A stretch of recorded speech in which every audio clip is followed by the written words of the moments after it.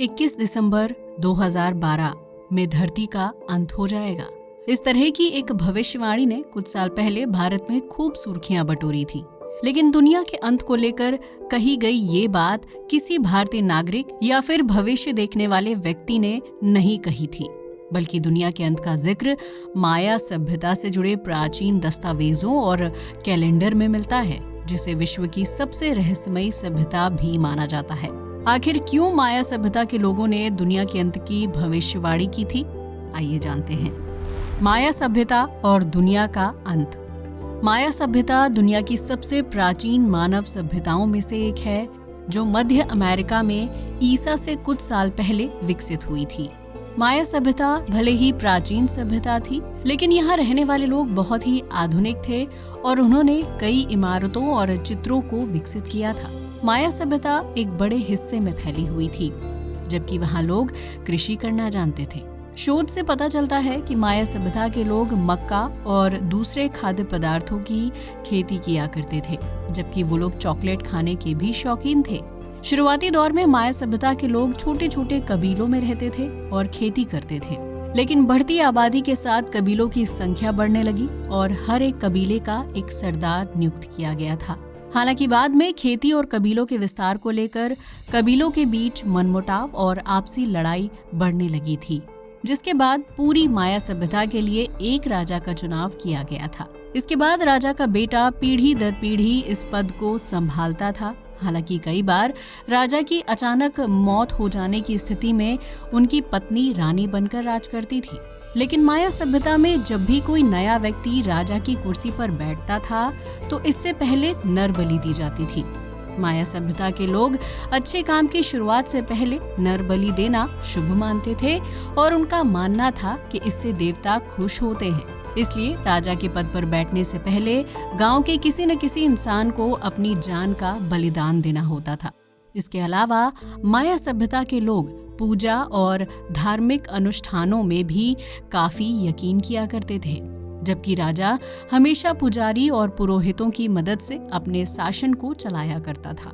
माया सभ्यता में राजा की राजधानी आम आबादी से लगभग 50 किलोमीटर की दूरी पर बनाई जाती थी, ताकि बाहरी हमला होने की स्थिति में राजा और उसका परिवार सुरक्षित रह सके। माया सभ्यता के लोग युद्ध करना भी जानते थे, जिसके लिए वो दूर से हवा में फेंके जाने वाले हथियारों का इस्तेमाल किया करते थे। इसके अलावा ये लोग पत्थर से बने हथियारों का इस्तेमाल भी करते थे, जिससे सामने खड़े दुश्मन को चंद हमलों से ही मौत के घाट उतारा जा सकता था। हालांकि माया सभ्यता के लोगों को कभी ऐसे हमलों का सामना नहीं करना पड़ा, जिसमें उन्हें लगातार घातक हथियार चलाने की जरूरत हो। लेकिन अक्सर लोगों के बीच ही जमीन या खेती जैसे मुद्दों को लेकर विवाद होता रहता था। माया सभ्यता के लोग लंबे सिर को शुभ और बेहतर मानते थे, इसलिए बच्चे के जन्म के बाद ही उसके सिर को लंबा आकार देने के लिए दबाया जाता था। इसके अलावा माया सभ्यता के लोग अपने दांतों के बीच छेद भी करते थे और उस छेद में कीमती और चमकदार पत्थर लगाते थे, जिससे उनके दांतों की खूबसूरती कई गुना बढ़ जाती थी।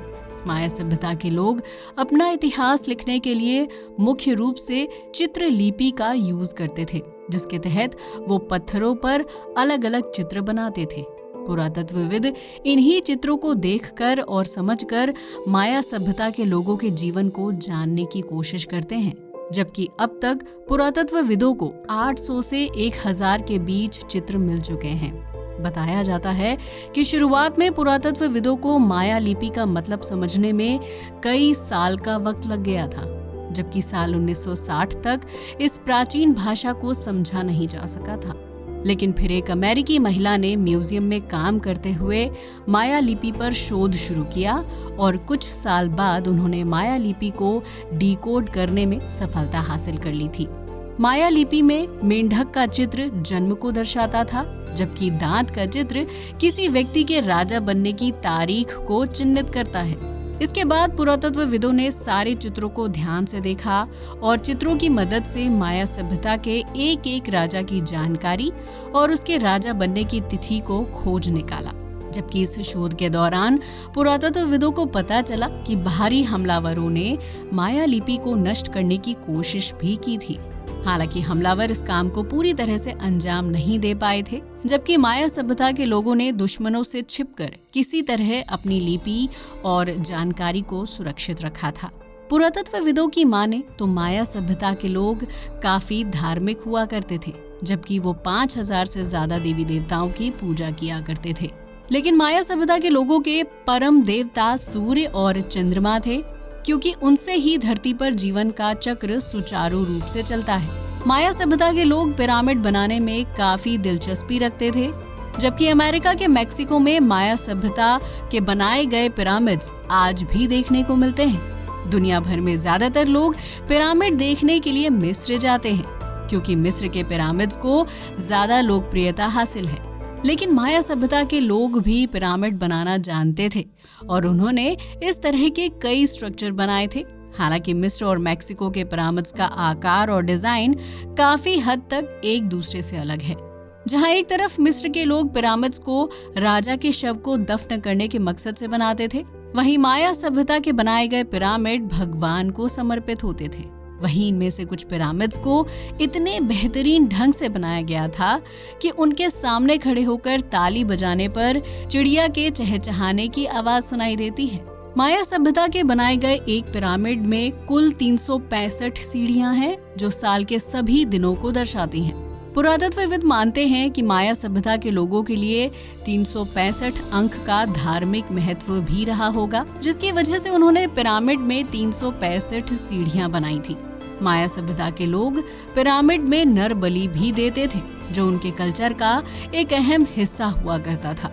शोध से पता चलता है कि माया सभ्यता के लोग सिर्फ राजा बनने की खुशी में नर बलि नहीं देते थे, बल्कि कई बार भगवान को खुश करने, बारिश और फसल अच्छी होने की कामना को लेकर भी नर बलि दी जाती थी। इसके लिए किसी इंसान के साथ जोर जबरदस्ती नहीं की जाती थी, बल्कि माया सभ्यता के लोग इतने धार्मिक हुआ करते थे कि वो खुद की बलि देने को लेकर खुश होते थे। नर बलि देने से पहले इंसान के शरीर और चेहरे पर नीला रंग लगाया जाता था, जिसके बाद उस व्यक्ति और ईश्वर का नाम जोर जोर से पुकारा जाता था। इतना ही नहीं, माया सभ्यता के लोग नए साल के मौके पर सामूहिक जश्न मनाया करते थे, जिसके लिए मक्के के 415 दिनों का इस्तेमाल करके एक खास तरह की ड्रिंक तैयार की जाती थी और फिर सभी लोगों को उस ड्रिंक को पीना होता था।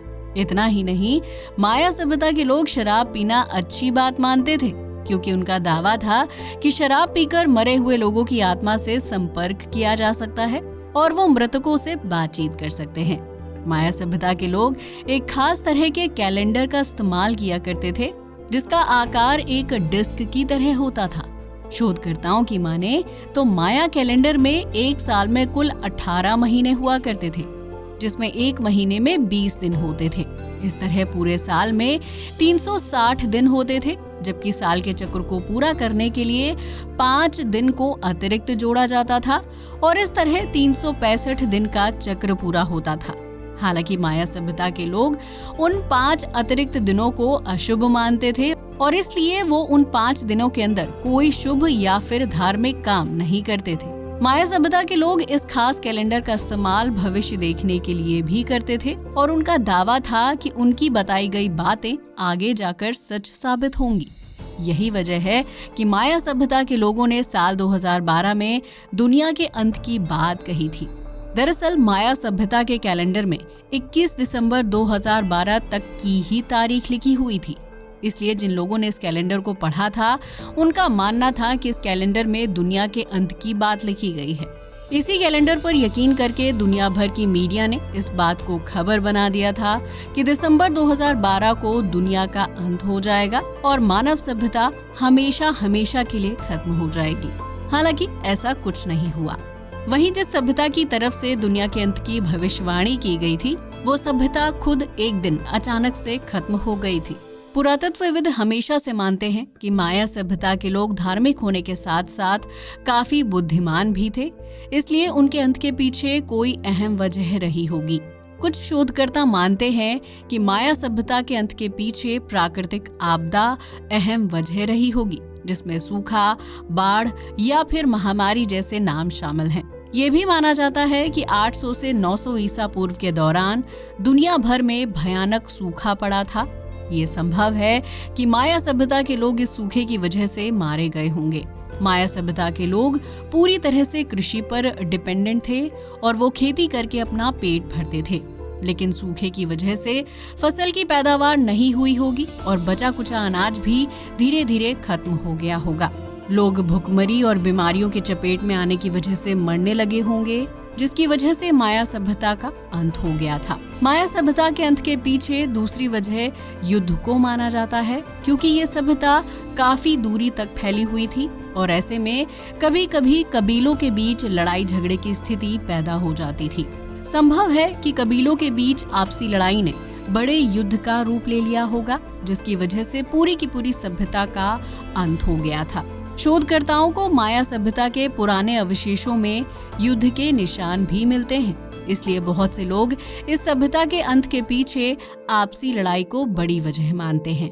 वहीं कुछ लोगों का मानना है कि माया सभ्यता के अंत के पीछे बाहरी हमलावर हो सकते हैं, क्योंकि उस दौर में माया सभ्यता के लोग बहुत ही संपन्न हुआ करते थे, जबकि इस सभ्यता के अंत के पीछे महामारी या फिर किसी बड़ी बीमारी को भी वजह माना जाता है, जिसकी चपेट में आने से ज्यादातर लोग मर गए होंगे। वहीं जिंदा बचे लोगों ने शहर छोड़कर दूसरी जगहों में रहना शुरू कर दिया होगा। माया सभ्यता के अंत के पीछे कई थ्योरीज दी जाती हैं, लेकिन शोधकर्ता किसी भी एक थ्योरी पर यकीन के साथ मुहर नहीं लगा सकते हैं। ऐसा नहीं है कि माया सभ्यता का पूरी तरह से अंत हो गया था, बल्कि इस सभ्यता से ताल्लुक रखने वाले आधुनिक मानव आज भी मेक्सिको और ग्वाटेमाला में जनजाति और आदिवासी कबीलों के रूप में रहते हैं। ये लोग माया सभ्यता के रीति रिवाज और बोली को फॉलो करते हैं, लेकिन इन्हें भी नहीं पता कि इनके पूर्वजों के साथ असल में क्या हुआ था। वहीं कुछ लोग मानते हैं कि दुनिया के अंत की तारीख बताने वाले माया सभ्यता के लोगों ने खुद ही सामूहिक रूप से मौत को गले लगा लिया होगा, लेकिन उनके मृत शव या अवशेषों का क्या हुआ, इसे लेकर किसी के पास कोई जवाब नहीं है। दोस्तों, तो ये थी माया सभ्यता से जुड़ी कुछ ऐसी बातें जो आज के समय में काफी अटपटी लगती हैं। आज के लिए बस इतना ही। वीडियो अच्छा लगा हो तो इसे लाइक और शेयर करें, साथ ही हमारे चैनल को भी सब्सक्राइब करें। जय हिंद दोस्तों।